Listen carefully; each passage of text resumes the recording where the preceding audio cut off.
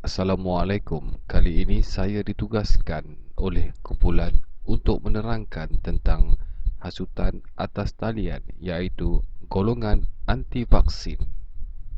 Undang-undang merupakan salah satu dasar kerajaan yang diwujudkan untuk keharmonian negara. Hal ini kerana melalui undang-undang kita dapat mengatur dan mengawal masyarakat. Malaysia merupakan sebuah negara yang demokrasi yang mengamalkan toleransi dan liberal berdasarkan garis panduan dalam menangani ledakan media. Penyataan Parlimen 2001. Terdapat beberapa isu yang sengaja ditimbulkan bagi ketidaktenteraman awam, iaitu kes penghinaan raja-raja di media sosial, isu penyebaran maklumat atau berita palsu melalui aplikasi pesanan, penyalahgunaan media sosial, gangguan cyber, penipuan dalam talian, pencerobohan, spam email dan kod hasad. Penghasut anti-vaksin dalam konteks media baru. Kawalan media ditaktifkan sebagai kaedah yang digunakan untuk menyekat, menapis, membatalkan dan mengharamkan sebarang maklumat yang ingin disampaikan oleh sesuatu organisasi media kepada masyarakat. Wan Amizah 2008. Malaysia tidak mempunyai sebarang akta khusus yang berkaitan dengan kawalan media baharu ini. Antara perundangan yang sering dipakai bagi kesalahan berkaitan media baharu ialah Akta Komunikasi dan Multimedia 1998, Akta Suruhanjaya Komunikasi dan Multimedia 1998, Akta Jenayah Komputer 1997, Akta Tanda Tangan Digital 1997, Akta Teleperubatan 1997, Akta Perundangan Elektronik 2006, Akta Aktiviti Kerajaan Elektronik 2007, Akta Perlindungan Data Peribadi 2010, Akta Hak Cipta 1987, Dipindaan 2012 dan akhir sekali Akta Hasutan 1948.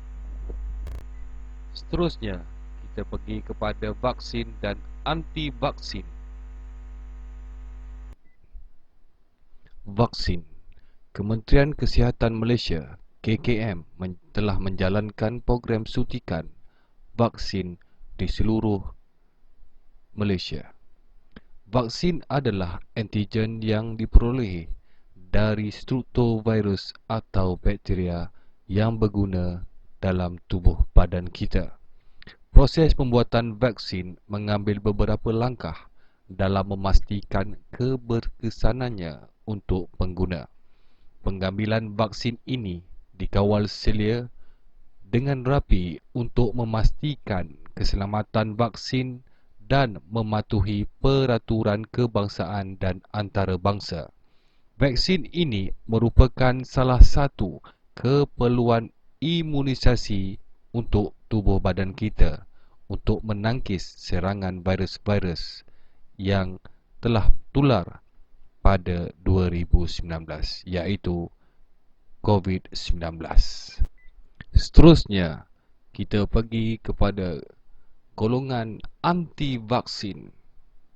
Disebabkan oleh beberapa faktor, iaitu gaya hidup keluarga, persepsi terhadap vaksin dan sistem imunisasi. Giat menyebarkan dakyah-dakyah mengarut berkenaan vaksin.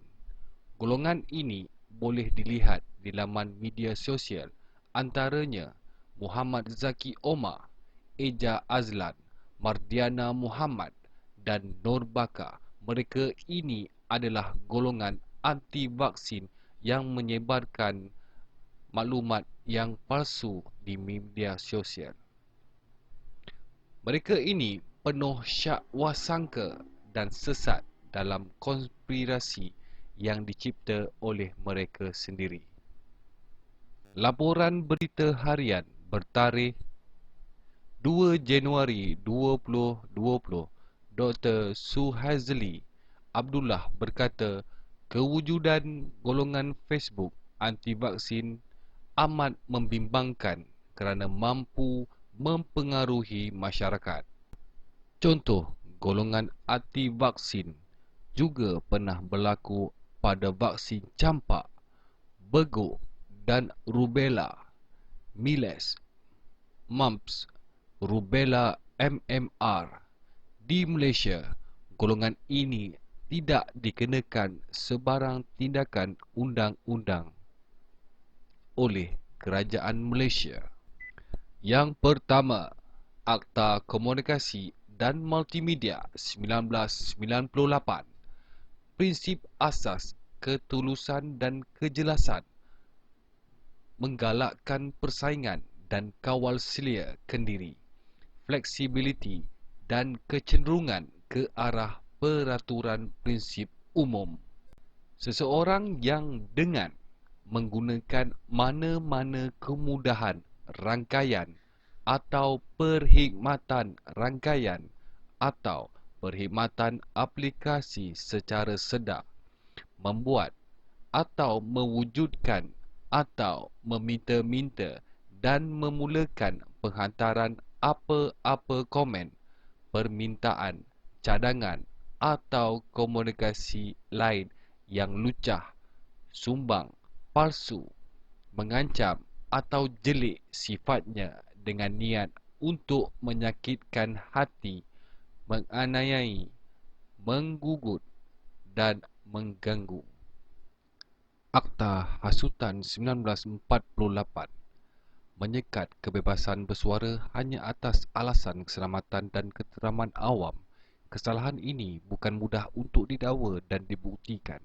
Akta ini diwujudkan semasa negara mengalami darurat dan sedang dalam berperang dengan pengaruh komunis. Tragedi 13 Mei, akta ini diperketatkan dan akibatnya ia menyekat kebebasan bersuara dan menyatakan fikiran seperti yang dijamin di bawah perkara 10 Perlembagaan Persekutuan Kamal Halili 1990. Seksyen 505(B) Kanun Kesiksaan. Kesalahan yang diperuntukkan kepada sesiapa membuat, menerbit atau mengedar apa-apa kenyataan, kabar angin atau berita dengan niat hendak menyebabkan atau kegentaran orang awam. Jika disabit kesalahan, hukuman hendaklah diseksa dengan penjara yang boleh sampai 2 tahun atau dengan denda kedua-duanya. Cadangan isu yang dianalisis. Penambahbaikan akta dan hukuman. SKMM juga perlu memainkan peranan yang sewajarnya dengan mengambil tindakan yang sewajarnya. Kempen kesedaran berkenaan vaksin perlu dipergiatkan lagi. Penerangan maklumat yang tepat harus diperkasakan dengan menggunakan kaedah media sosial atau saluran televisyen dan radio. Kementerian Kesihatan Malaysia perlu mengambil tindakan yang tegas. Akta yang baharu khusus untuk KKM mengambil tindakan terhadap si pelaku dan menubuhkan satu badan khas antara KKM dan PDRM bagi mementeras isu ini.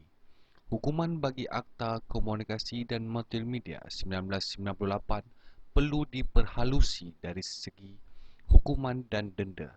Nilai denda perlu dinaikkan kepada nilai maksimum seperti RM10,000 dan 5 tahun penjara bagi kesalahan pertama dan kesalahan seterusnya denda sebanyak RM50,000 dan tidak melebihi 10 tahun. Kesimpulan, teknologi masa kini telah memberikan kesan yang ketara terhadap kehidupan masyarakat abad ini. Penggunaan teknologi yang luar biasa telah membangkitkan pelbagai spekulasi terhadap kesahihan maklumat yang dikongsi. Pihak kerajaan, terutamanya Suruhanjaya Komunikasi dan Multimedia (SKMM), perlu mengkaji semula akta ini supaya denda yang dikenakan setimpal dengan kesalahan yang dilakukan.